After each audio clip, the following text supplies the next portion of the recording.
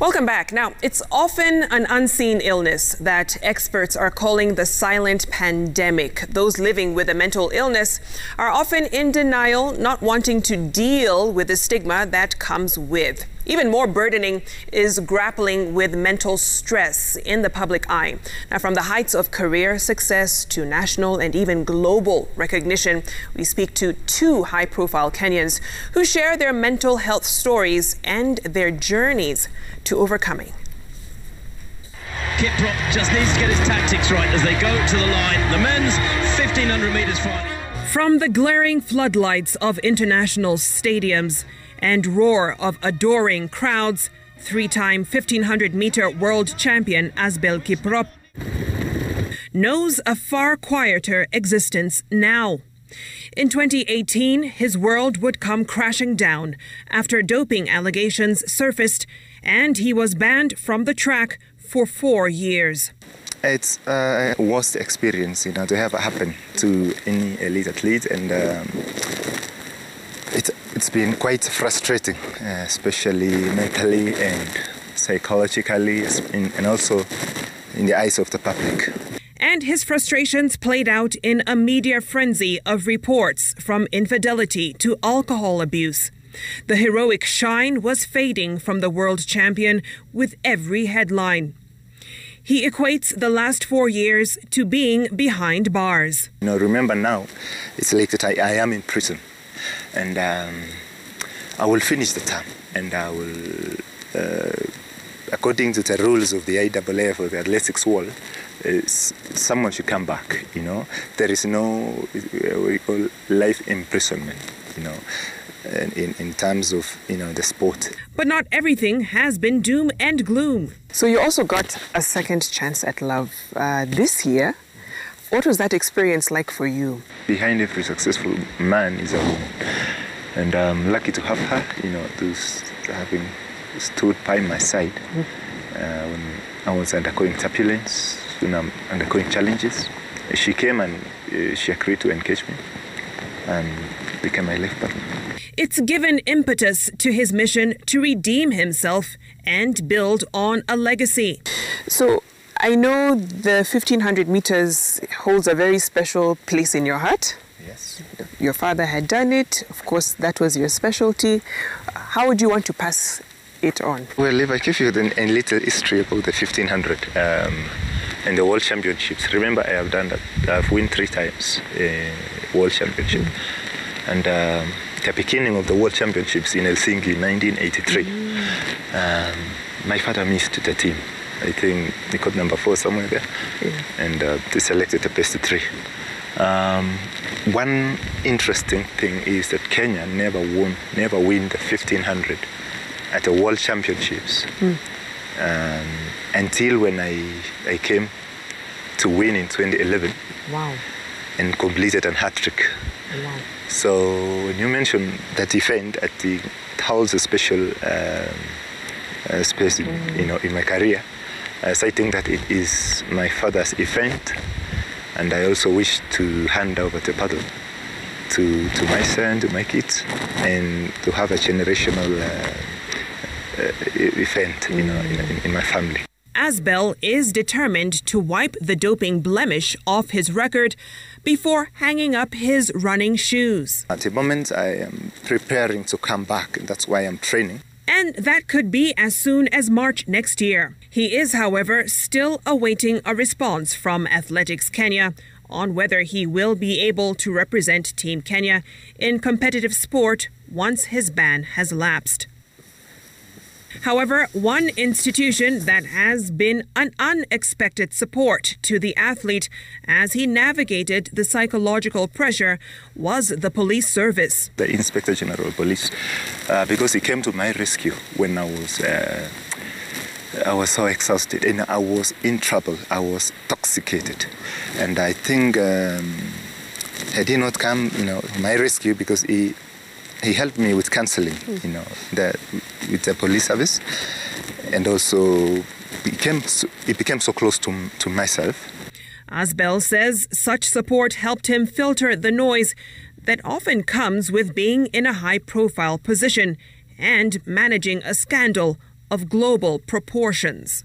We recommended... It is a dilemma that staff here at Chiromo Hospital Group fully understand and subsequently respond to with specialized treatment for high-profile individuals. High and low profile suffer from schizophrenia, anxiety, post-traumatic stress disorder, alcohol use disorders, all of them, but they present them differently. What they demand that is slightly different from other people is a bit of privacy. Because so here you organize a special entrance for them, a special lift for them, to protect their dignity which they demand of us. Yeah. Honorable Rachel Shebesh knows all too well the woes of battling a mental disorder in the public eye. Wow, it did play out. I mean, what's my story? First people, what's Shebesh's story? It did play out. And it played out and affected my political career to the level where, in a way, contributed to the loss of my seat, I believe. In a way, not like 100%, but there was a level of me not being able to control properly my illness around the time from my election to the next election. My deepest depression, which was a year plus, I disappeared. And people asked, where is Shebesh? If you go back to the media at that time, you'll realize there was a big silence around where is the women rep of Nairobi.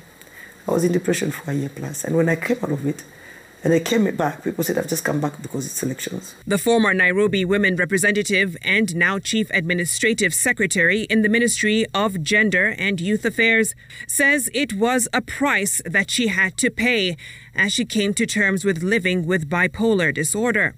You really need to manage also your highs. It's not just about the lows. The lows are the worst. I hate the lows. And mania, by the way, is fun. Mania and the way you become manic is fun. Because in bipolar and mania is when you have these great ideas and you have excessive energy and you have time. You don't want to sleep. You can think the whole night. You can call people at midnight because you have this greatest idea. Doesn't matter who you're calling, by the way. And then you can call meetings, like 1,000 meetings. And each meeting can move one after the other. I'm talking about around my work situation. I don't know how other people deal with their mania. But then at a point it becomes exhausting, not only for you, but even the people around you. And at a point, people can even avoid you. So you can be calling people and then picking. Because like, what? I cannot do another 2 hours, which today I can't. The extremes she describes are what characterize bipolar disorder that brings severe high and low moods and changes in sleep, energy, and thinking, as well as behavior. Now having gotten the right treatment and openly sharing her story, Honorable Shebesh hopes to normalize the conversation around mental health, especially in the workplace. As I'm sitting here, the president knows I have bipolar disorder. He's my big boss. My cabinet secretary knows I have bipolar disorder. All the staff who work with me know I have bipolar disorder. From my secretary to my programs officer to everybody, they know I have bipolar disorder. It's possible to work. I told you 1 in 5. Therefore, I'm not saying government is sick, but if 1 in 5 have mental health illnesses, do the math. I cannot be the only one. I might be the only one talking about it, but I cannot be the only one. Dr. Njenga says more individuals coming out with their mental health journeys is part of the solution to dealing with stigma.